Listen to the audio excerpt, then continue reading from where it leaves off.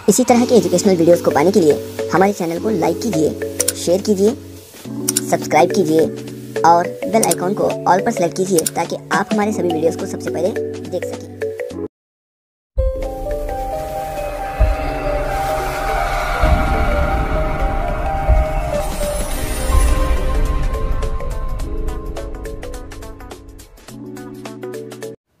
बिस्मिल्लाहिर्रहमानिर्रहीम। अस्सलाम वालेकुम दोस्तों, आज हम देखेंगे हफ्तुम जमात का उर्दू कलिका चित्रकी के इक्तिसाबी सिफ़ात। तो हमने पेज नंबर 1 से लेकर 16 तक जो है पहली वीडियो में कंप्लीट कर लिया है। इंशाल्लाह आज जो है 17 से लेकर पेज नंबर 17 से लेकर 31 तक जो है आज हम मुकम्मल करेंगे।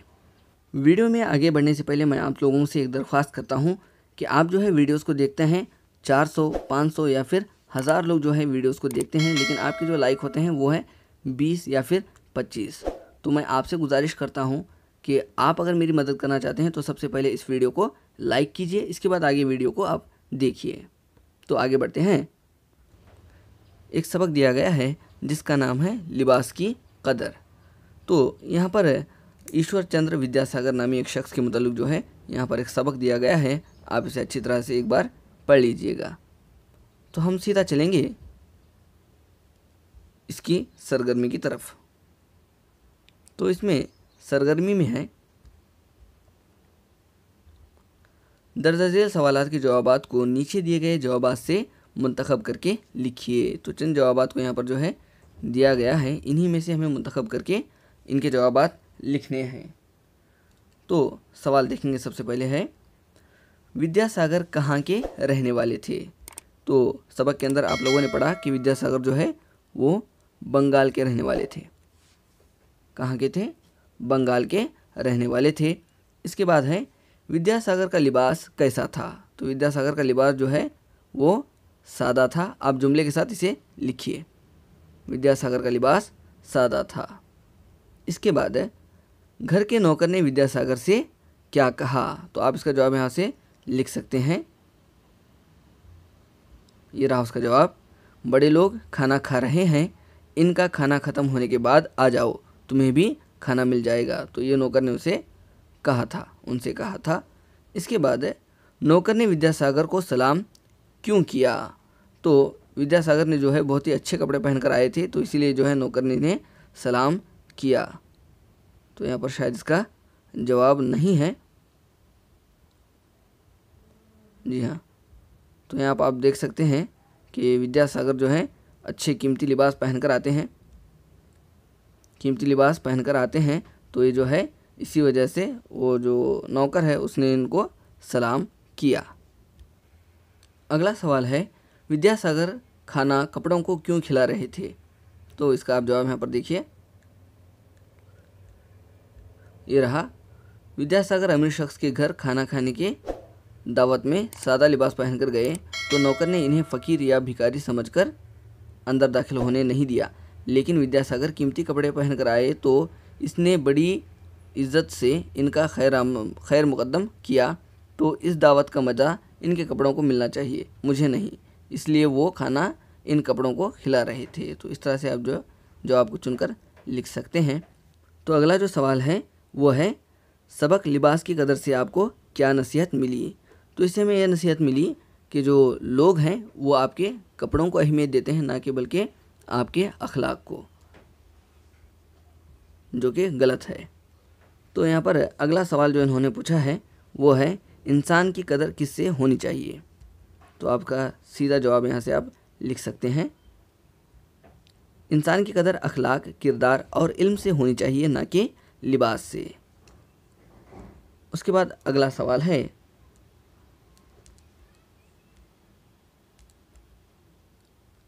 किताबों की पहचान करनी है हमें। तो यहाँ पर है दस्तूर हिंद।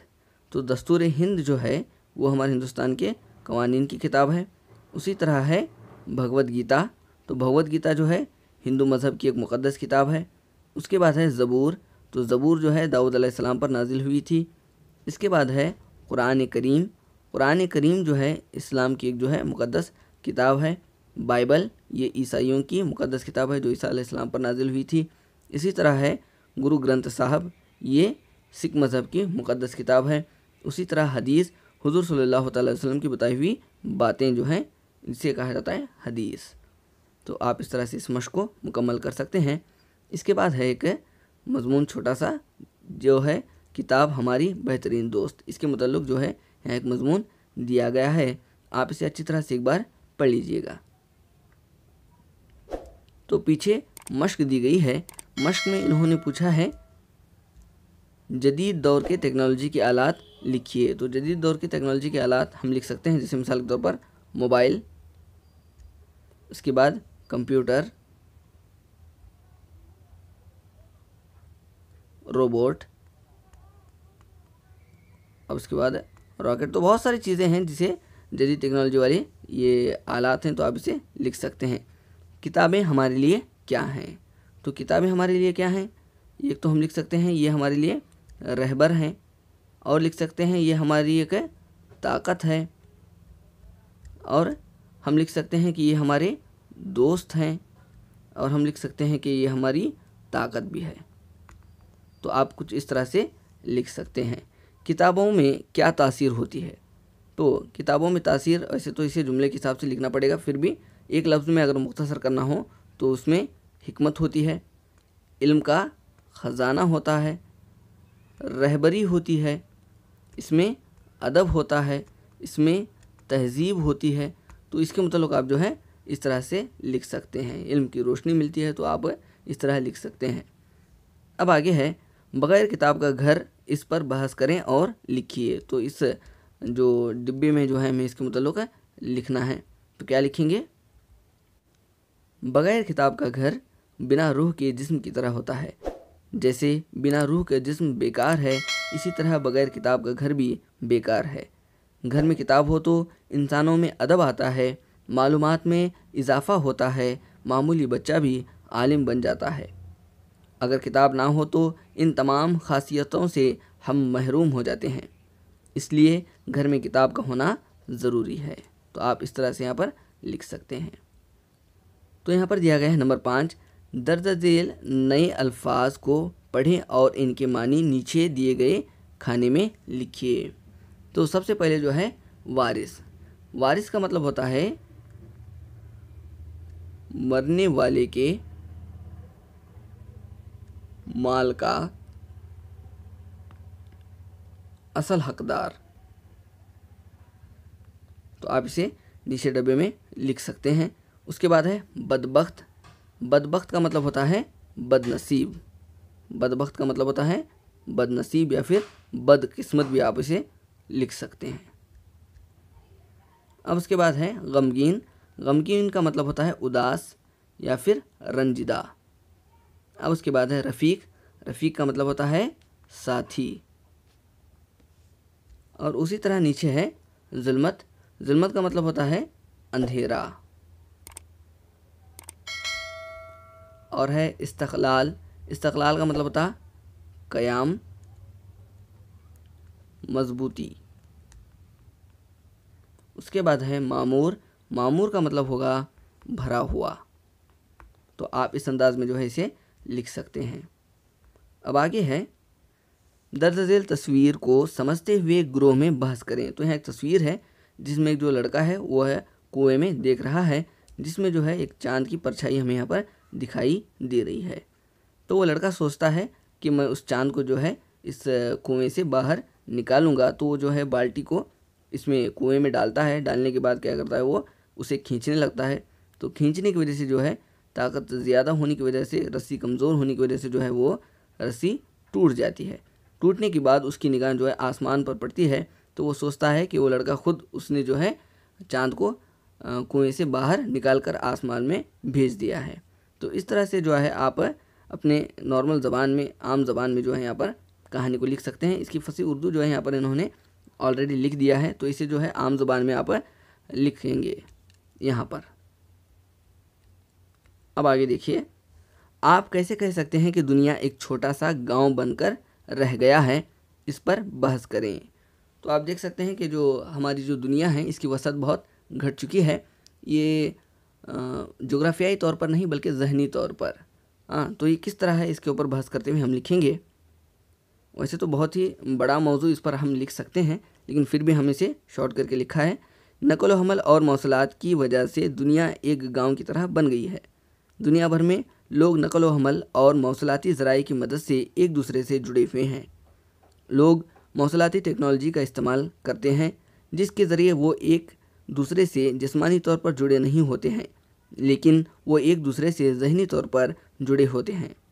लोग सफ़र के मकासद या अपने प्यारे दोस्तों से मिलने के लिए एक जगह से दूसरी जगह जाने के लिए बस, कारें, हवाई जहाज़, बहरी जहाज़ जैसे ट्रांसपोर्ट्स के बहुत ज़राए इस्तेमाल करते हैं। आज के दौर में social media, Twitter, Facebook, WhatsApp एक बड़ा प्लेटफॉर्म बन गया है, जिसके ज़रिए दुनिया भर के लोग एक दूसरे से जुड़े हुए हैं। इस तरह दुनिया के सारे लोगों के दरमियान बाहमी रब्त होने की वजह से हम कह सकते हैं कि दुनिया एक छोटा सा गांव बनकर रह गया है। तो आप जो है इस तरह से इसके मुताबिक और भी लिख सकते हैं, हमने सिर्फ यहाँ पर मिसाल पेश की है। अब इसके बाद है इंसान की कदर किस चीज़ से होनी चाहिए। तो इंसान की जो कदर है वो होनी चाहिए, इंसान की कदर इसके अच्छे अखलाक, इसके अच्छे इल्म से होनी चाहिए। अब उसके बाद है आपने अपने तालीमी सफ़र में कितनी किताबों का मुतालिया किया है, वो कौन से हैं। तो आप जो है अपने मुताबिक इस पर लिख सकते हैं। मैंने सिर्फ मिसाल के तौर पर लिखा है कि 2 किताबों का मैंने मुतालिया किया। एक था कर्नाटक की तारीखी मकामात, दूसरा था मेरा सफ़र। अब उसके बाद है सबक किताब बेहतरीन साथी को पढ़ने के बाद कितने और कैसी किताबों का मुतालिया करने का ख्वाहिशमंद हैं। तो आप जो हैं कितनी किताबें पढ़ने के ख्वाहिशमंद हैं। तो हमने इसे लिखा है सबक किताब बेहतरीन साथी को पढ़ने के बाद मुझे अनगिनत किताबें पढ़ने की ख्वाहिश पैदा हुई है। और कैसी किताबें, और वो हर किताब जो मेरे लिए मददगार हों। तो आप कुछ इस तरह से इसे लिखिए, अपने पसंदीदा किताबों के नाम लिखिए। तो आपको जो जो किताबें पसंद है आप लिख सकते हैं। मैंने चंद यहाँ पर मिसालें लिखी हैं। बांगी दरा, कुलियात इकबाल, गुरबत और ग़ुलामी, गुलिस्तान अदब। तो आप जो है अपने हिसाब से लिख सकते हैं। मोबाइल रहमत भी और जहमत भी, इस मौजू पर अपने ख़यालात का इजहार मिसालों के ज़रिए कीजिए। तो सबसे पहले हम रहमत की बात करेंगे। मोबाइल फ़ोन के बहुत से फ़वाइद हैं। आप न सिर्फ अपने से हज़ारों मील दूर किसी से रब्त कर सकते हैं, बल्कि वीडियो कॉल के ज़रिए इसकी तस्वीर भी देख सकते हैं। चंद बटन दबाने या मोबाइल की स्क्रीन पर उंगलियां घिसाने से चंद लम्हों में दुनिया और जहां की मालूमात आपके हाथ में मौजूद छोटे से फ़ोन में आ जाती है। इस तरह तालिब इल्मों को पढ़ाई में मदद मिलती है। बड़े इस पर ख़बर सुनते हैं। औरतें खाना बनाना सीख सकती हैं। अब किताब, टीवी, ख़त और कैलकुलेटर वगैरह की ज़रूरत नहीं है, क्योंकि ये सारे काम अकेला स्मार्टफोन ही कर लेता है। तो इस तरह से जो है ये रहमत बना हुआ है। अगर हम जहमत की बात करें तो दूसरी तरफ लोग अपने मोबाइल फ़ोन पर बहुत वक्त ज़ाया करते हैं। लोग अपने पास बैठे दोस्तों या मेहमानों को वक्त देने के बजाय मोबाइल फ़ोन इस्तेमाल करने को तरजीह देते हैं।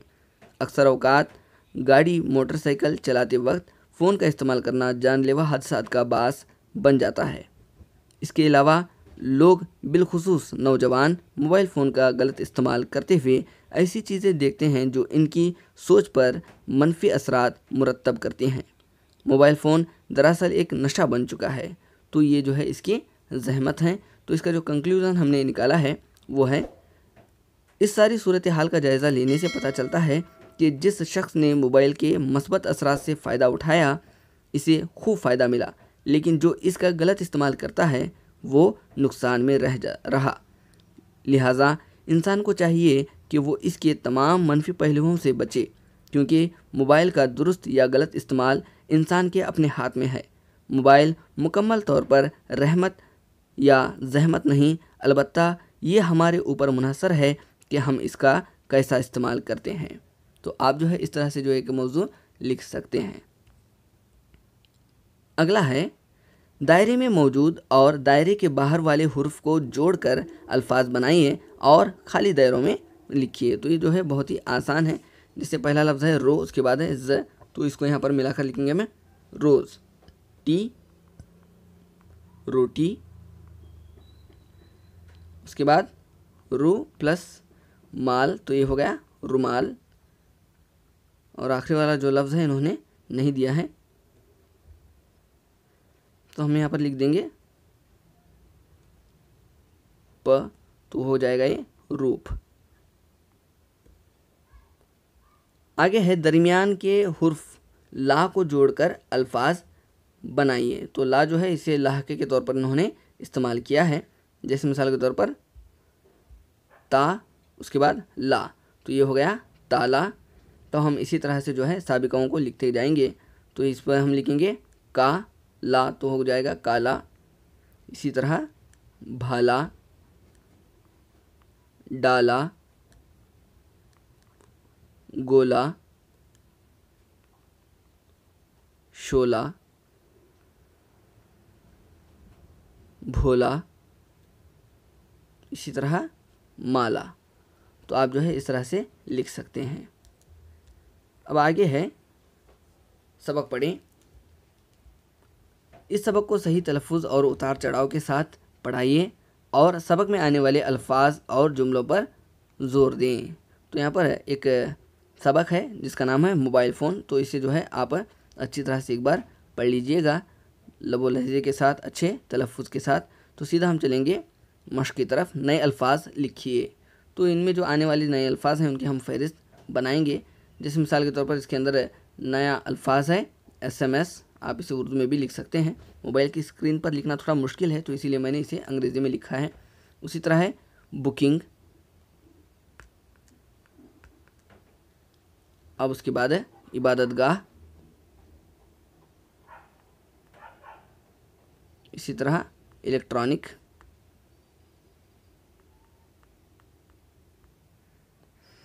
अक्सर, उसके बाद है मिकनातीसी। तो इस तरह से जो है नए अल्फाजों को आप ढूंढकर लिखेंगे।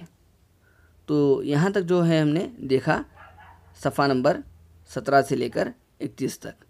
तो मैं उम्मीद करता हूँ कि आपको जो है ये वीडियो पसंद आया होगा। अगर पसंद आया है तो आप इसे शेयर कीजिए, लाइक कीजिए और नीचे कमेंट कीजिए।